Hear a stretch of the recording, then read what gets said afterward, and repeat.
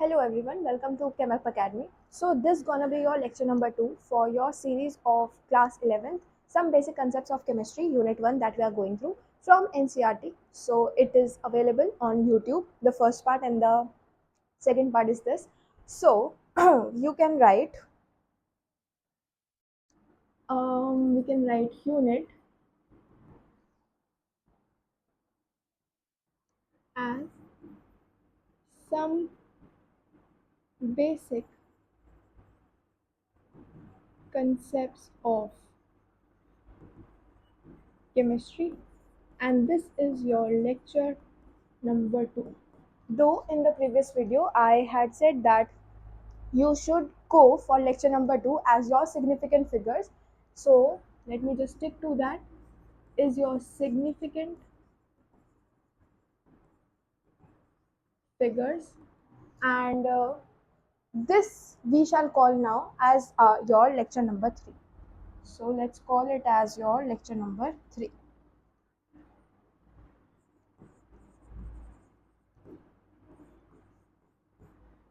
In this video we shall be discussing about the laws of chemistry. So we all are aware what laws of chemistry are. But before actually moving on to the laws, there's one topic about accuracy and precision. So let me just explain it to you what accuracy and precision really means. So we have accuracy and we have precision. These two terms might be new for some of you, and some of you might have learned about them in your physics class as well.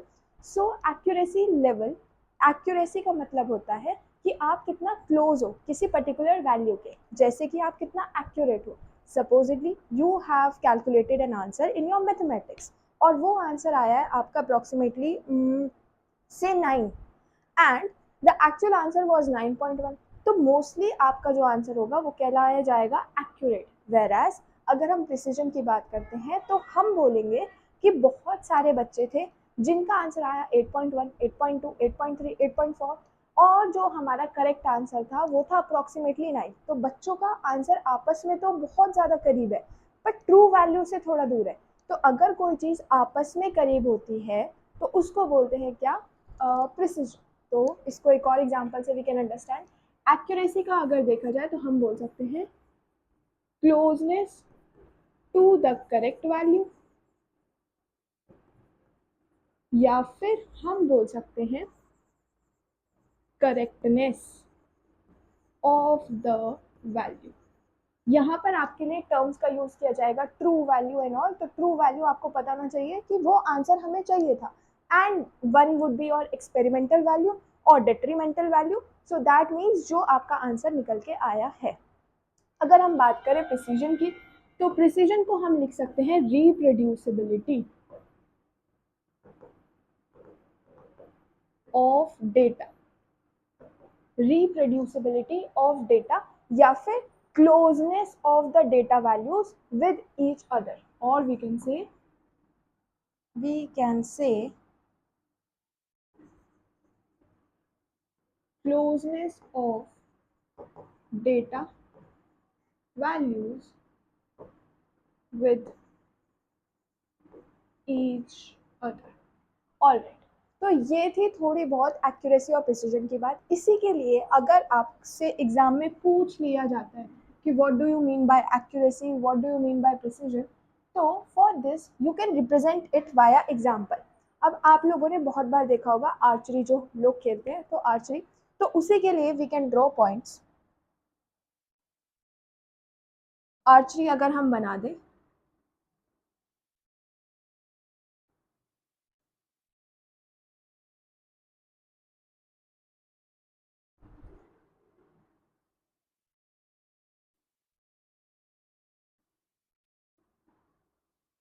what's wrong with this.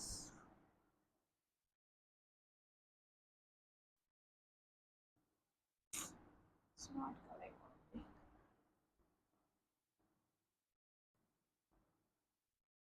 Hey Prabhu ji,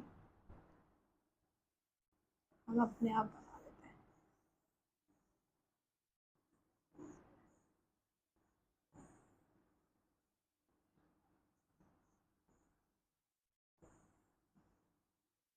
alright,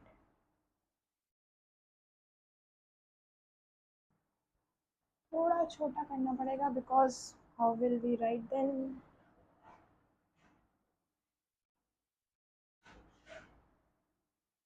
Okay, we have these points. Now, what happens is this is your true value. Here we expect the answer should be matched over here. यहाँ पर लगना चाहिए. सबका point यहीं पर लगना चाहिए. 3 players थे, player A, player B and player C. तो पॉइंट प्लेयर ए ने जहाँ लगाया वो था यहाँ, ठीक है. प्लेयर बी ने जहाँ पॉइंट लगाया वो थे यहाँ, और प्लेयर सी ने जहाँ पॉइंट लगाया वो था यहाँ. Like these were the points. इनको थोड़ा और हाईलाइट कर देते हैं so that you get to see them.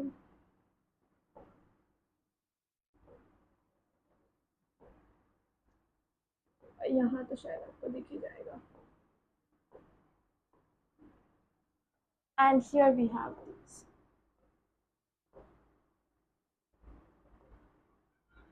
Alright. So like this the points were observed. जो प्लेयर ए था यहाँ पर पॉइंट लगने चाहिए थे, प्लेयर ए के यहीं पर पॉइंट लगे, और ये पॉइंट्स आपस में भी पास हैं, ट्रू वैल्यू के भी पास है, तो ये कहलाया जाएगा accurate and precise both. Whereas अगर देखा जाए प्लेयर बी के बारे में, तो प्लेयर बी एक्यूरेसी से तो बहुत दूर है, क्योंकि ट्रू वैल्यू यहाँ पर वी वांटेड ट्रू वैल्यू, पर ट्रू वैल्यू हो गई दूर, पर ये आपस में तो क्लोज है. तो आपस में क्लोज होने की वजह से we can write them it is precise but not accurate. Then we have this point number C, player number C. ना तो ये आपस में पॉइंट्स पास है और ना ही ये ट्रू वैल्यू के पॉइंट पास है. Therefore, neither precise nor accurate. तो बेस्ट एग्जांपल से आपको समझा दिया गया है कैसे ये पॉइंट्स आपस में पास है और ट्रू वैल्यू के भी पास है.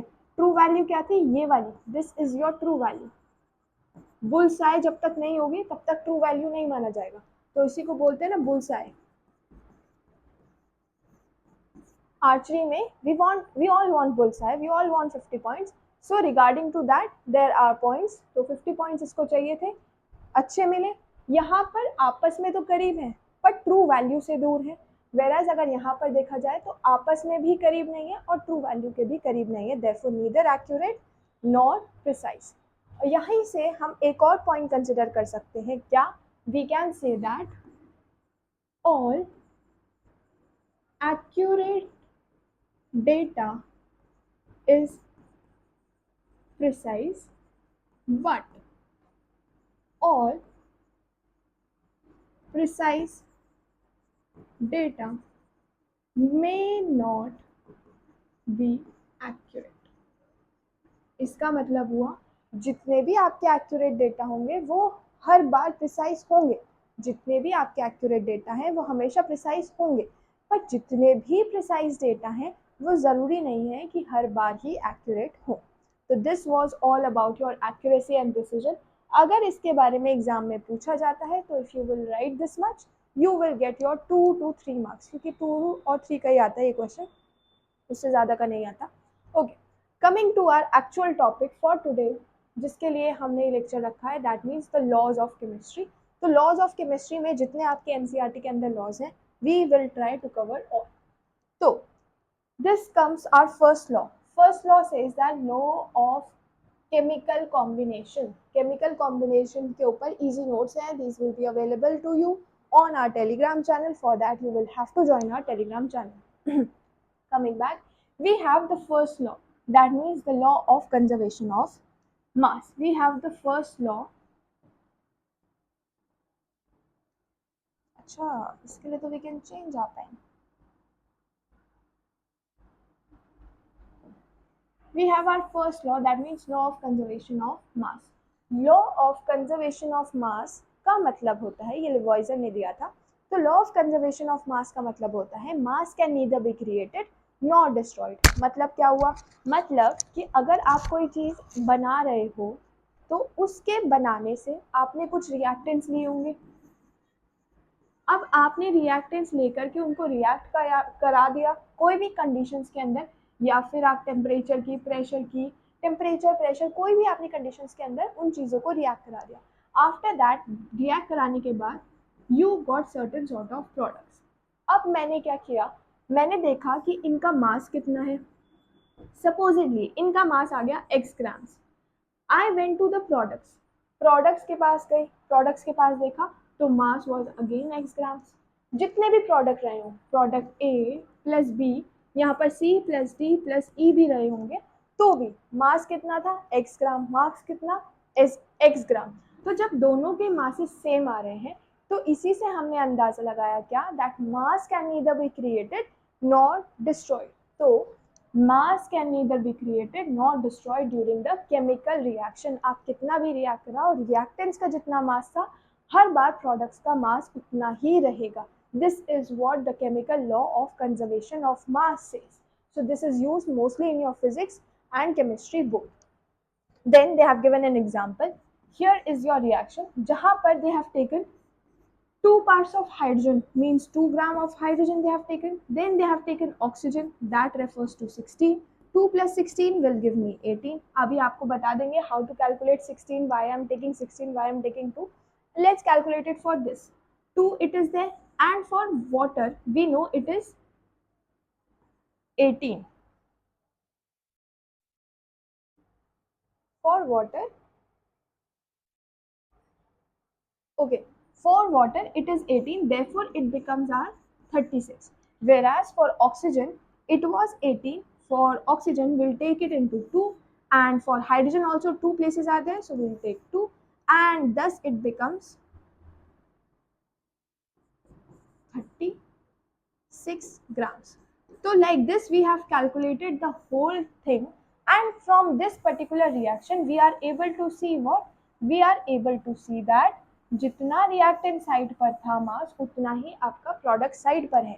मास बिफोर रिएक्शन अगर देखा जाए तो 36, मास आफ्टर रिएक्शन देखा जाए तो 36। मतलब अगर आप कोई चीज़ बना रहे हो, सपोजिटली यू हैव लेगोस, अगर आपके पास लेगोस है, आप खेल रहे हो लेगोस से, तो ज़रूरी नहीं है कि आपने बनाते बनाते एक और लेगोस का ब्लॉक बना दिया, नहीं, या फिर एक और लेगोस का ब्लॉक तोड़ दिया। आप चीज़ें बना सकते हो उससे, but the blocks would remain same. This is how you can understand this law of conservation of mass. Then coming on to the next law means law of definite proportions.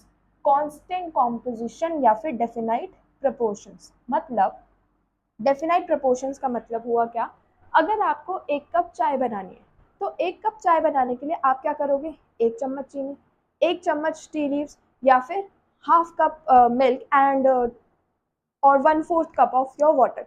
तो जितने भी मेजरमेंट्स हैं, the standard measurements या फिर जितने भी components आप ले रहे हो चाय बनाने के लिए, तो वो सारे आपने मेजर करके डाले, क्योंकि आपको 1 कप बनाना था, तो रिगार्डिंगली यू हैव सॉर्टेड आउट कि मुझे इतना ही चाहिए।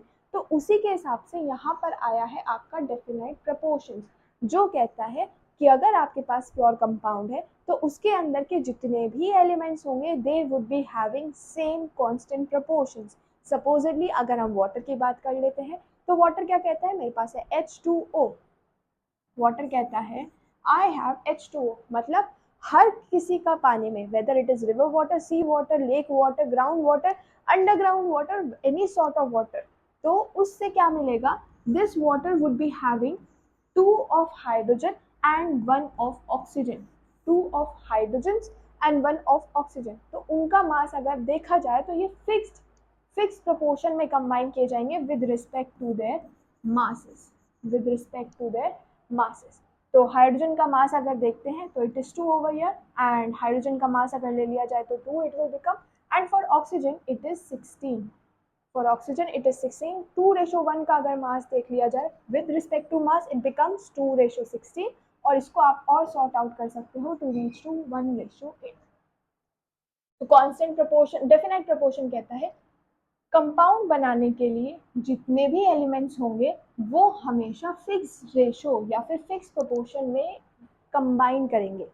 कंपाउंड बनाने के लिए, वाटर जैसे कंपाउंड, ग्लूकोज जैसे कंपाउंड बनाने के लिए सबका मास जो होगा वो क्या रहेगा, कांस्टेंट प्रोपोर्शन में they will combine, no matter from what type of water you are taking, चाहे आप लेक वाटर लो, रिवर वाटर लो, सबका फॉर्मूला यही रहेगा और सबके अंदर जो हाइड्रोजन रेशो ऑक्सीजन का मास होगा that will be always 1:8. So this is all about your definite proportion. Then we have the next law, means multiple proportion. Law of multiple proportion. Law of multiple proportion कहता है जब दो elements combine करते हैं एक element बनाने के लिए, जरूरी नहीं है यू हैव H2O बनाने के लिए you have H2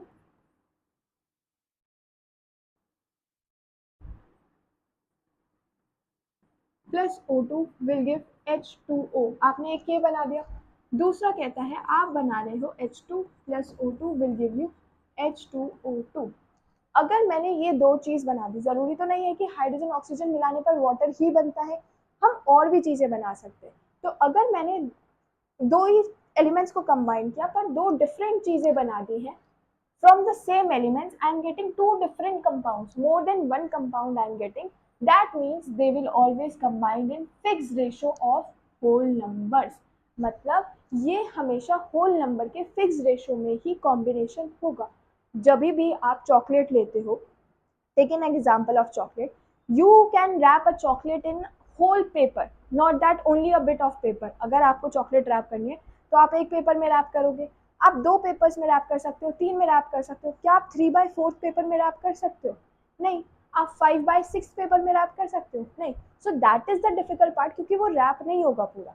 whereas same goes with this law of multiple proportion. मतलब अगर दो एलिमेंट से एक या एक से ज्यादा कंपाउंड्स बन रहे हैं तो जो एलिमेंट्स आप ले रहे हो रिएक्टेंट साइड पर वो अपने फिक्स प्रोपोर्शन में, फिक्स रेशियो में कंबाइन करेंगे. This is what this law says. यहाँ पर दे have given example of carbon dioxide and carbon monoxide.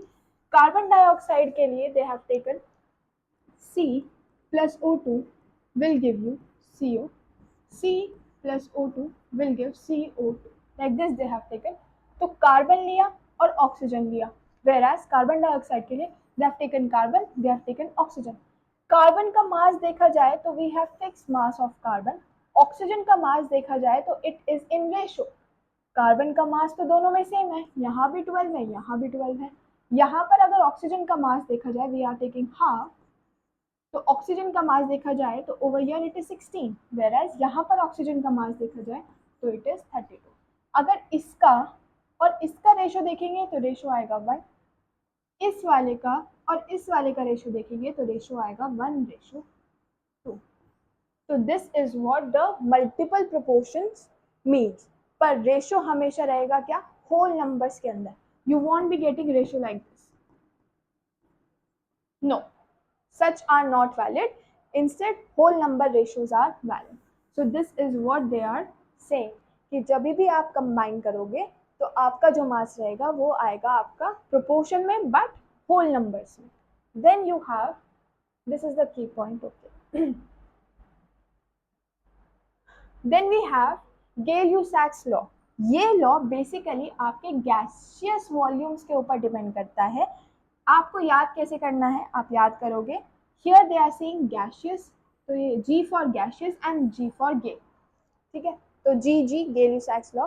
गेल-यूसैक्स law हमेशा वैलिड रहेगा आपके गैसेस के लिए. ये कहता है जब भी आप गैसेस ले रहे हो, एक से ज़्यादा गैसेस अगर आप ले रहे हो और उनको आपने कंबाइन करना है, उनको रिएक्ट कराना है, उनका मिक्सचर बनाना है with same temperature and pressure conditions, so they will do so in simple whole numbers ratio by volume. अगर हम गैसेस की बात करेंगे तो वो वॉल्यूम सेम वॉल्यूम में कंबाइन होगी, मतलब कि simple whole number ratio of volume में कंबाइन होगी. वेराज अगर हम मैटर की बात करेंगे, कोई और सब्सटेंसेस की, कंपाउंड्स की, एलिमेंट्स की बात करेंगे तो वो simple ratio of matter, simple ratio of mass में कंबाइन होती है. तो यहाँ पर बस यही नोट करने वाला था, rest is same. So it says that if you are forming water जिसके अंदर you have hydrogen, you have oxygen to give you water. So you are using two volumes of hydrogen, one volume of oxygen and two water compounds are being produced. तो यहाँ पर gaseous form में बात हो रही है तो ये सब चीज़ें gases में है. You can write G over there. ठीक है, तो ये सब चीज़ें gases में है और यहाँ का जो रेशो आया है that is always whole number and not like ऐसा ना आ करके हमारा रेशो हमेशा इसमें आएगा। और ये किस चीज की है? This is with respect to your volume. ठीक है, तो ये था आपका। अब for an example they have for your easy understanding they have given you an example जो कहता है क्या, mixing of 2 glasses of juice with 1 glass of water to get 3 glasses of mixture। Volume हमेशा फिक्स्ड रहेगी, जितना मास इधर था उतना ही मास इधर था। तभी आपको लॉ ऑफ कंजर्वेशन पढ़ाया गया है सबसे शुरू में, so that you get to know what actually it means and how will it be applicable in further classes. Also one more thing is that Gay Lussac's law हर बार आता है एग्जाम में, तो it is most of the time important और आगे चल के न्यूमेरिकल्स भी होंगे गेल-यूसैक्स लॉ के ऊपर, तो that's why it becomes important for you to talk about it. So हमने यहाँ से पढ़ा गेल-यूसैक्स, गैसेस कंबाइन करेंगी नए कंपाउंड्स या फिर नई गैसेस बनाने के लिए टेम्परेचर प्रेशर की कंडीशन सेम रहनी चाहिए। ऑल्सो उनका जो रेशियो होगा that will be fixed ratio, fixed proportion पर वॉल्यूम के रिस्पेक्ट में। Then we have the next law, that means the Avogadro's law. Avogadro law का मतलब होता है कि आपके पास 3 बॉक्सेस हैं, 3 बॉक्सेस सेम साइज के हैं, सेम जगह पर रखे हुए हैं और तीनों सेम नंबर ऑफ तीनों बॉक्सेस हैं। देखो जैसे I have 3 box, okay, I have 3 boxes, box 1, box 2 and box 3। तीनों का साइज सेम है, सब कुछ सेम है, proportions matter, everything is same. अगर मैं इसके अंदर डालना चाहती हूँ, अगर मैं इसके अंदर डालूं अपनी ब्लू बॉल्स या फिर मैं इसके अंदर डालूं अपनी येलो बॉल्स या फिर मैं इसके अंदर डालूं अपनी पिंक बॉल्स, सब कुछ सेम है, इन बॉक्सेस का सब कुछ सेम है, एवरीथिंग इज सेम। तो इसके अंदर आई थी मेरी 5 balls, similarly 5 balls and similarly 5 balls. अभी तक सबने रेशो के बारे में बात किया, एग्जैक्ट नंबर के बारे में किसी ने बात नहीं की। तो एग्जैक्ट नंबर के बारे में बात करने के लिए we have Avogadro who talked about the exact number of the molecules in species. तो वो कहते हैं अगर कोई ऐसी स्पीशी है जिसके पास सेम टेम्परेचर कंडीशंस हो, प्रेशर कंडीशंस हो, गैसेस की कोई ऐसी स्पीशी है जिसके पास सेम टेम्परेचर कंडीशन है, सब कुछ सेम था, प्रेशर कंडीशंस भी सेम थी, तो उनके जो नंबर ऑफ मॉलिक्यूल्स होंगे वो सेम होंगे। यहाँ भी 5 आए, यहाँ भी 5 आए, यहाँ भी 5 आए।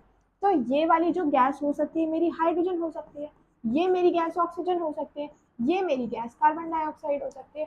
तो मुझे फर्क नहीं पड़ेगा कि मेरी कौन सी गैस है, कौन सा एलिमेंट है, बट जिस चीज से मुझे फर्क पड़ रहा है इज नंबर ऑफ मॉलिक्यूल्स, कितने नंबर ऑफ मॉलिक्यूल्स आ पाए इन टेम्परेचर प्रेशर कंडीशंस के ऊपर। तो वो जितने भी मॉलिक्यूल्स आ पाएंगे that will always be equal. तो यहाँ पर लॉ बनता है, क्या कहता है law, equal volume of gases at same temperature pressure contain equal number of molecules.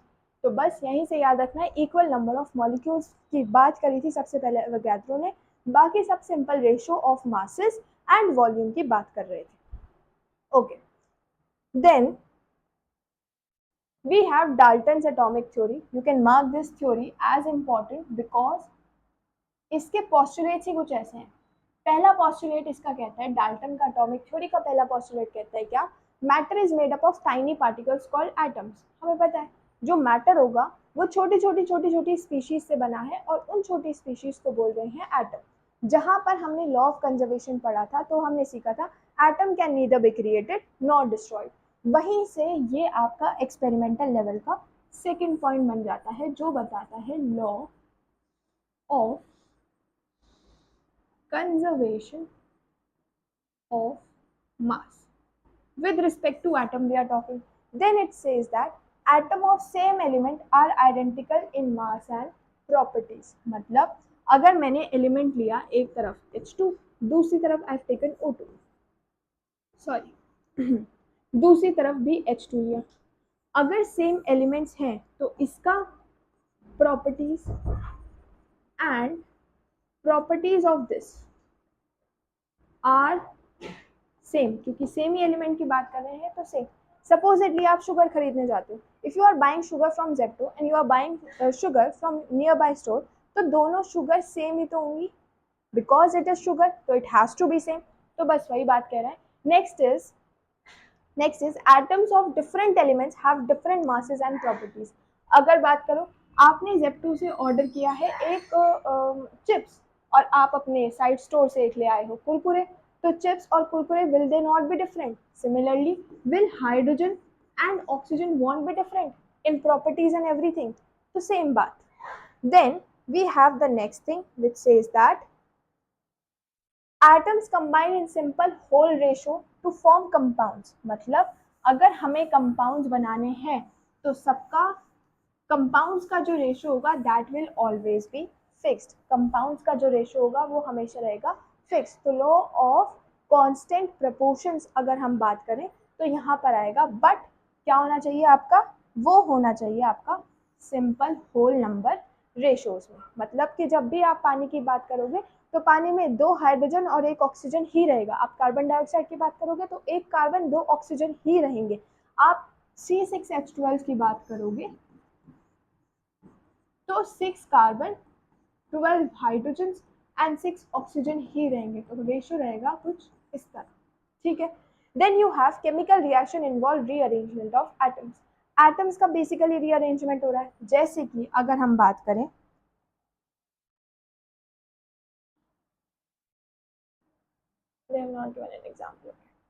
जैसे कि अगर हम बात करें कॉम्बिनेशन कैसे हो रहा है, जैसे वी कैन से दैट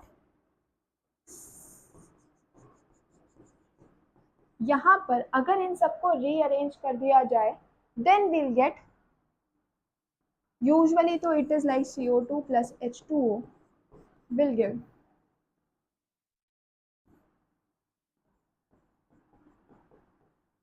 यहाँ पर देखो ये एक एलिमेंट, सॉरी दोनों कंपाउंड्स का रीअरेंजमेंट हुआ among atoms to form a new compound. तो basically this is known as your rearrangement. तो यहीं से ये बात बोल रहे हैं. The sixth one, डाल्टन का 6th postulate कहता है क्या, CO2 plus H2O will give you this.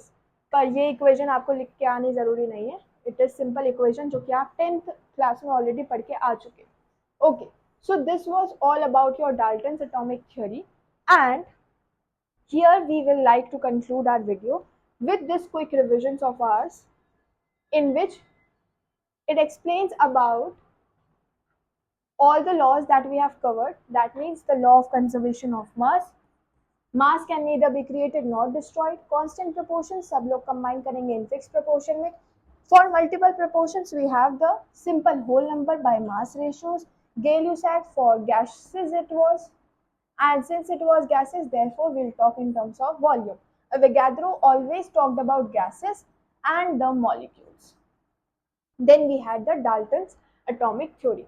So this was all for today. Thank you and keep watching. ChemUp Academy. Chemistry simplified, success amplified.